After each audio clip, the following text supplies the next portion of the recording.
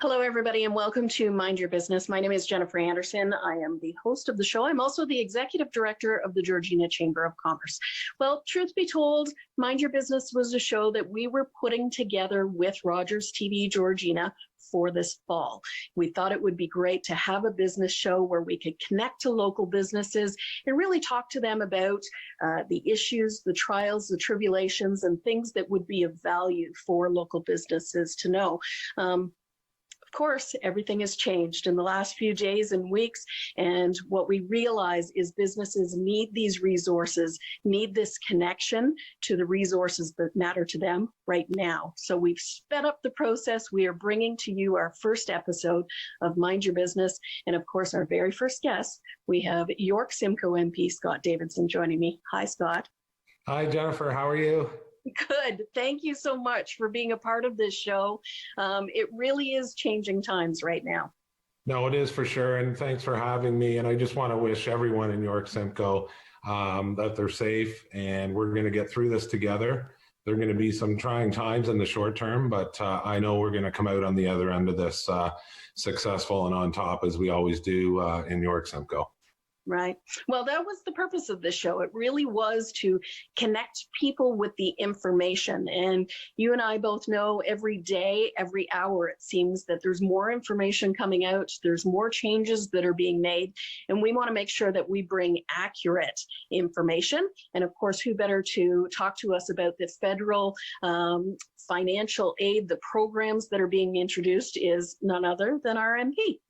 No, and thanks very much. And I just I want to let everyone know that small business is one of the most important drivers of, as we all know, to the Canadian economy, and especially here in York-Simcoe. And I have been reaching out. I know you and I just did a conference call with the chamber. And as you know, this is a fluid situation. By the time this show airs, there may be new programs and different changes. So I encourage everyone to follow along. And they can also follow along in my Facebook page as well. Because for me, I feel it's important that we put out good information and get good information, reliable information into people's hands as this situation moves along. And I know people, I would say even for me, starting today, frustration levels starting to increase. The pertinent question is how and when, Scott? And I want everyone to know I've been pushing every day for the answers to that questions. And I know there's a few federal programs out there now that are going to be great programs and that small business has been waiting for and we've been pushing for. So I think you and I can discuss a few of those options that are going to be available to people. Well, and certainly we are hearing that from businesses in this community. It really is the waiting game. They know that it's a long road and it's far from over, but having those resources and having the information available to them in a timely manner is an asset for them to make important decisions about where they're heading. That's right. So right now I can go over a couple of the programs. The important thing here is now to not complicate things, and we'll try and I'll say dumb it down for people. And there's always the reality that's coming out daily, and then there's the reality on the ground. As it starts now, people that have been laid off, because certain portals aren't open yet, people are still encouraged to apply for unemployment insurance, and there's a few waiting periods that have been waived due to that. There is going to be the Canadian Emergency Response Package that's coming out that all business owners, whether they've paid into EI or not, are eligible to apply. And that's going to be $500 a week to a maximum of $2,000 a month. So that's the first program that's going to be available. And the thinking behind that program is that it's going to be a very simple program to apply for. Basically, anyone that's made $5,000 in the previous 12 months on their income tax and that they've been affected at all by COVID-19 is going to be able to apply for this emergency funding, which for, employers that are sole proprietors, say the person that's a hairdresser or a barber, just a single, or someone with one or two employees, this is going to be a valuable program for those employers that are going to be allowed to apply for this. So that's number one. Right. Number two, I think the government realized they were going to be overwhelmed with this program. And I'm an honest MP. I want to get the information out to people. And I think they knew they were going to be overwhelmed with this. And we had been pushing all along when they came out with the 10% wage subsidy that was not going to be enough. And so now we have the 75% wage subsidy. We felt as well, and the government has listened, that it's going to be important for the employers and employee to maintain that relationship. There's some employers that, their business is down, but they still can function. And that's why we're asking those employers to keep their employees, not lay them off. And they're going to be entitled to the 75% wage subsidy. And it is going to be available to all employers who see a 30% drop in their business. They're going to be allowed to apply for this wage subsidy. That's going to encourage the economy to keep moving and employers to keep employees employed. Okay. So I think, in talking to local businesses, these two different programs are the biggest news and game changers for the businesses, not only in this community, but across the country. Especially, when you're talking about the Canada Emergency Response Benefit, this is a benefit that is open to businesses who wouldn't otherwise qualify for EI. And that was the panic of a lot of businesses, that they are sole proprietors, they are entrepreneurs, and they don't have the ability to tap into EI. This is the program for them. Yeah, that's right. For a sole proprietor that, let's say, has seen their business close, and I'll use the single hairdresser, for example, this is a program for them, for sure. It's designed that way to help these small business people with a sum of money in the short term to try and bridge the gap. And that's right. And then there's other employers that, have seen their business substantially down, but they feel they can maybe still operate. This will also bridge the gap to keep employees going. And the government has asked if employers can keep paying 100% wages, that extra 25, if they're capable of doing that for the employees that they keep, to please do that. And again, the big challenge here is we're waiting for these portals to open. It's back to the how and when, because people needed this money, call it yesterday. And I realize those challenges. These portals are supposed to open April the 6th. And we're all hopeful, and we're pressing every day that that's going to happen, because people need this money now. Is that information for both portals? Because I know they've talked about the employee response benefit, that being open the 6th is the indication right now that the wage subsidy will be the same day? Yeah, the indication is the first week of April for that. I've made it known with my colleagues in Ottawa, and expressed, people that have reached out to me. There's businesses that, quite frankly, have just paid their rent or can't afford to pay their rent for April 1st. And, these businesses need this money now. 3 weeks, 4 weeks from now is not going to work for a lot of people. And I quite understand that. Right. Both of these programs are retroactive to March 15th? That's right, which is an important thing. If someone is sort of in dire straits, but they know they can maybe do it, at least they know that, this is all going to be backdated, as well as both response packages, the wage subsidy, and certainly EI, back to March 15th. Right. For anybody who has applied to EI, but can now maybe fall into these programs, this is something that they can shift into, correct? Because for employers who have laid off somebody and they're now on EI, they may not have to lay them off now if a wage subsidy is in place for them to bring those employees back in. That's right. And some people are going to be moved that have applied for EI will be moved to these different subsidies as this thing spools up. And this is all the information that we're still waiting for. And I stress, I quite realize time is of the essence, that we get this right and get this into people's hands immediately. Right. I know this isn't necessarily a question that you can answer, but we saw over 1 million people apply for EI last week alone. With these portals now opening up at the beginning of April, we may see that same flux. I'm guessing that there's people behind the scenes who are working on getting these portals up and ready for this influx of applications. Yeah, we're hopeful that the public service has been working around the clock, and I know people that have, to get these portals open and up and running. It's a huge challenge for the government to react to this. We all know that, but in a time of crisis, that being said, you have to do what you have to do. I put out information on my Facebook page and trying to get it out to local chambers as far as applying on the My CRA. As far as I know, right now, these programs are going to run through CRA, so I'd encourage people to open that account as well. I know there's challenges, especially in our riding. Some people don't have a computer. Some people can't access those websites, and there's going to be a phone-in system as well that's supposed to be available. And again, I encourage everyone. I know I want to circle back with all the chambers. We're going to be calling. I'm going to use my office and try and call all businesses once this is rolled out to make sure that they've applied for these subsidies and the emergency response. And if they have any questions, please reach out.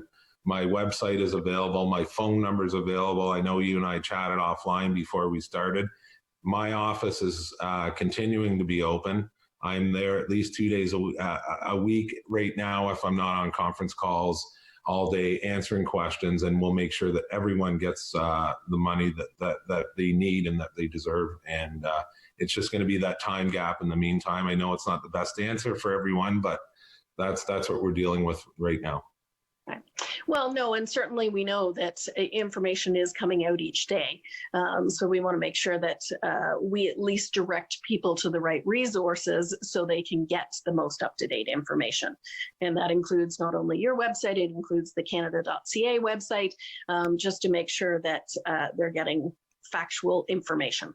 That's right. And as well, I know the government, we've listened to the Prime Minister, there's also supposed to be a $40,000 loan that's available. I can tell you that I reached out to banks yesterday. They had no idea about this, which is a bit concerning, but we're pushing every day for that. That's supposed to be a $40,000 loan that's done through the chartered banks, through your banks, that you can apply for. And it's structured so it's a 12-month loan that's supposed to be interest-free with if you pay it back. Not that small business needs another loan at this point, but if you pay it back in the first year, there's a $10,000 forgivable grant tied to this. Again, we are still waiting details, and I know the banks are. Before you and we went on this call now, I just went to the Scotiabank site, and you can go on there for yourself, and they still have no information on this program and ask that people not call about this program until details are available. So we're still waiting on that as well. Right. I know the interest loan, there was some concern from local businesses because, and you said it exactly, if you're not making any money, having a loan to now repay becomes maybe part of the problem, not part of the solution. So while people are very happy with some of the changes that have been made and opportunities available, it's also a struggle when you don't have the money, if that makes sense. It does. And I think, that's the harsh reality that we're faced with. These programs are great programs. They're going to help the vast majority of businesses, but I can tell you, I was a restaurant owner as well, obviously a small business background. And I know, for example, some people right now are closed. You have, for example, a sub shop.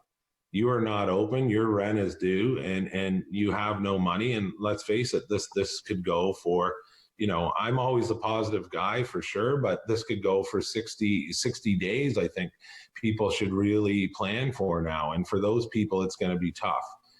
There's also people out there, with receivables that are going to be coming into question in the restaurant tourism industry. These are all big challenges ahead that I'm aware of, that we're going to fight every day to fix, so that we all come out the other side of this together. We've all got to work together on this.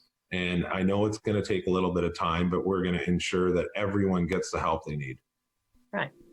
These the different programs and the relief options are very in the moment. So they are definitely help for businesses to kind of bridge the gap. But if, like you say, this continues for 60 or 90 days or beyond, even if people are back to work, I think for some businesses like a fitness center, they may not have people returning the way that they did before all of this happened.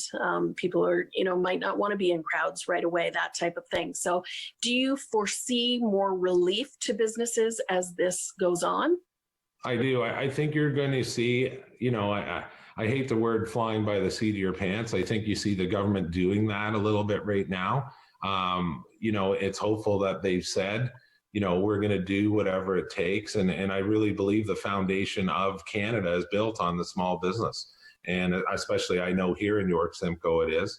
And, I don't want to let anyone fall through the cracks. I don't think we have to candy coat this at the end of the day. There's going to be significant challenges we face moving ahead. And, but we're going to do that together and face those challenges together. And again, like I said, come out on the other side of this better than ever. One of the options for the wage subsidy is for not-for-profit organizations. Is that correct? That's correct.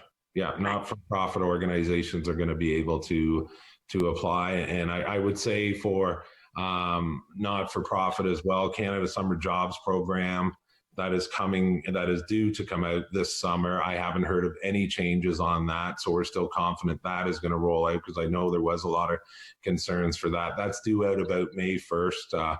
We'll be able to let people know about that. And I haven't heard of any changes as of yet to that program, which is great news for that. Very good. And another question that we talked about earlier, and I think it's worth mentioning, the Canada Emergency Wage Benefit.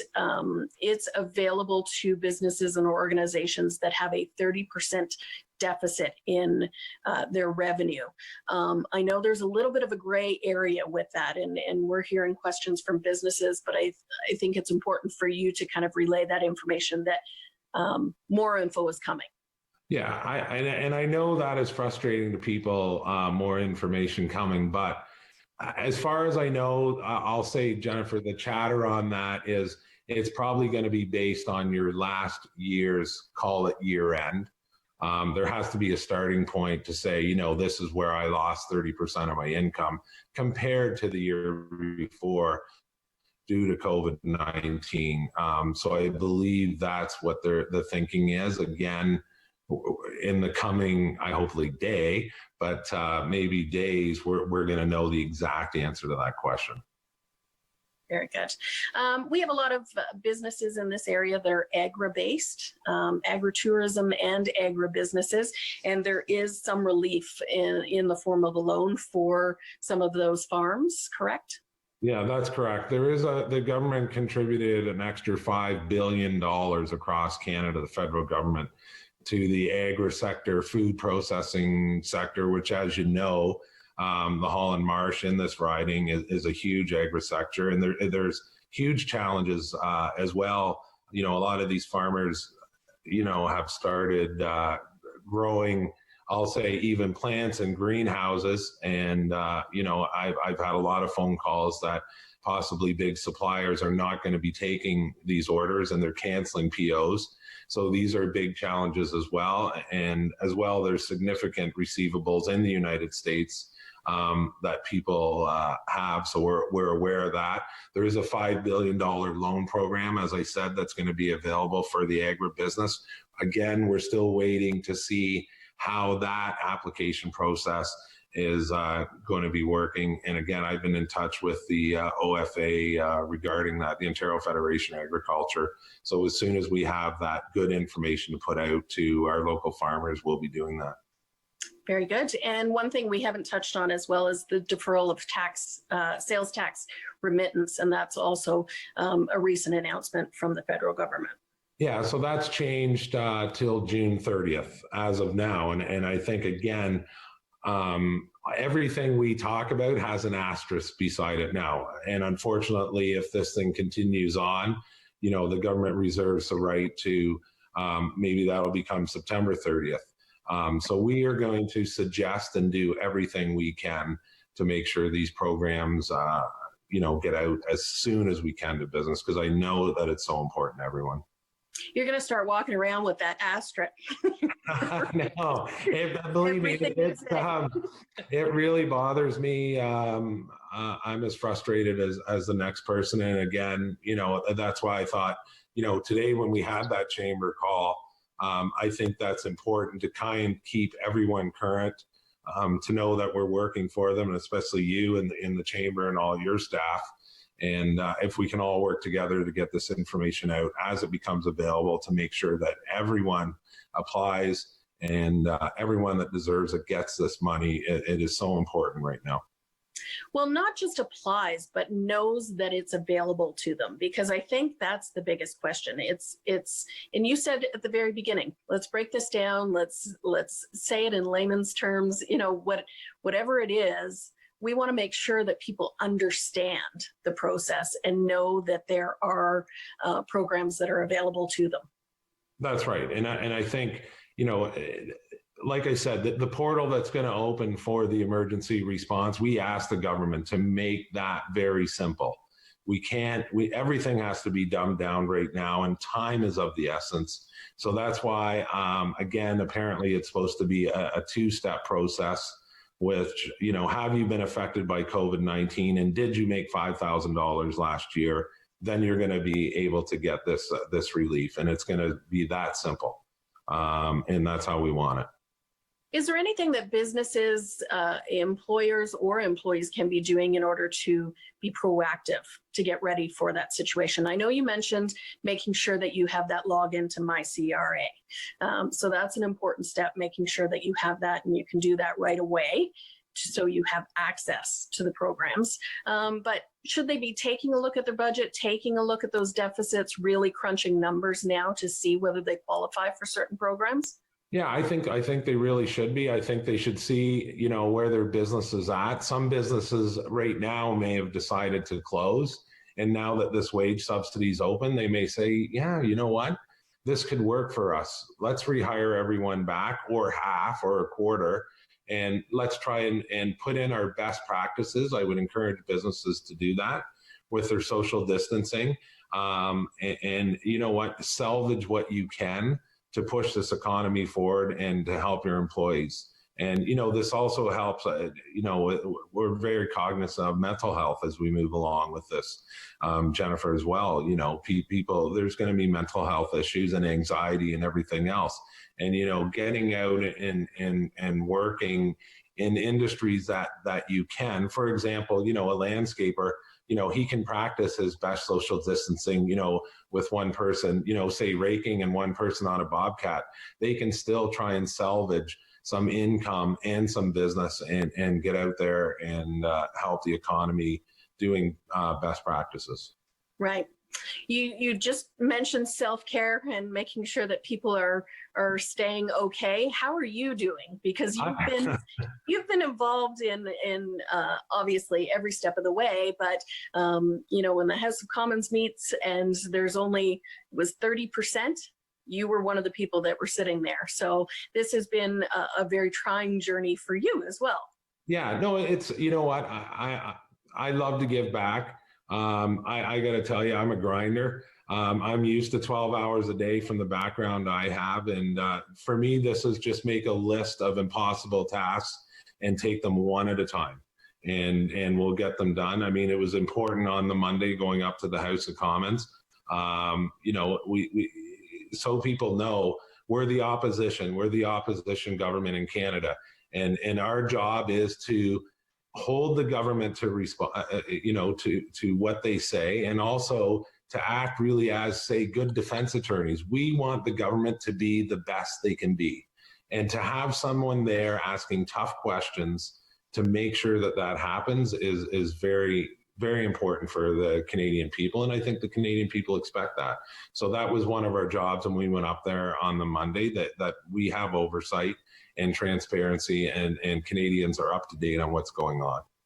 And I enjoy the 12 hours a day working for everyone now, and it's actually 24/7. But you know what? For me, we're going to do whatever it takes, whatever that is. I'm going to do, and if, like I said, that means calling every business that we have to, then that's what we will do. Well, and certainly as a former small business owner, you have that knowledge. You have, you probably remember the fear and the anxiety of starting up and not knowing what the future will hold. So that goes a long way in your position as well.